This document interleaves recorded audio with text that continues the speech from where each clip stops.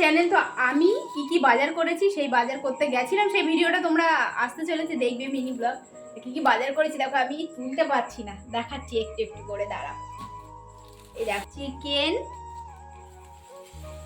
3 রকমের মাছ নিয়েছি আমি, এই যে, এই দেখো, এগুলো সব মাছ? হ্যাঁ এই যে মাছ, এত মাছ? 3 রকমের মাছ, পুরো সপ্তাহের মাছ নিয়ে নিয়েছি।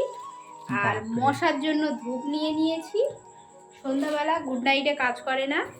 আর সবজি সত্যি কথা যা দাম, আমি শুধু পটল নিয়ে বাড়ি এসেছি, তাও ঠকিয়ে নিয়েছে, বেশি দাম নিয়ে নিয়েছি। কি অবস্থা!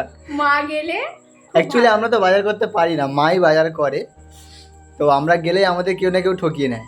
আর আজকে জয়ের আর আমার বাজার করার পালা ছিল, তো আমরা বাড়ির পাশ থেকে এইগুলো না পেরে নিয়ে নিয়েছি, আমাদের মনেই ছিল না যে এগুলো নিতে হবে।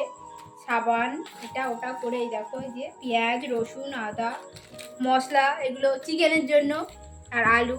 আর এগুলো এখন আমার দায়িত্ব পড়েছে, এগুলোকে ধুয়ে ফ্রিজে ঢোকাতে হবে। জয় তো হাত দেয় না, দিলেই তো ও খাবে না, আর এত গন্ধ লাগে। গন্ধ লাগবে না? মাছের কি গন্ধ? তা মাংসটা দাও তাহলে, খুব ভালো হবে। আমি কোনো কিছু কেন ধোবো যেখানে তুমি আছো? তো আমি ধুয়ে আনি, তারপর দেখাবো। এই যে বাজার, 3 রকমের মাছ বলেছিলাম, এই যে এর মধ্যে 2 রকমের মাছ আছে, এই দেখো, দেখতে পাচ্ছ, ওটা আর কি মাছ নাম জানি না। আর এটা আর একটা মাছ, এই যে এটা হচ্ছে নদীর কান মাছ, আর এই মাংস এর মধ্যে ধরছেই না।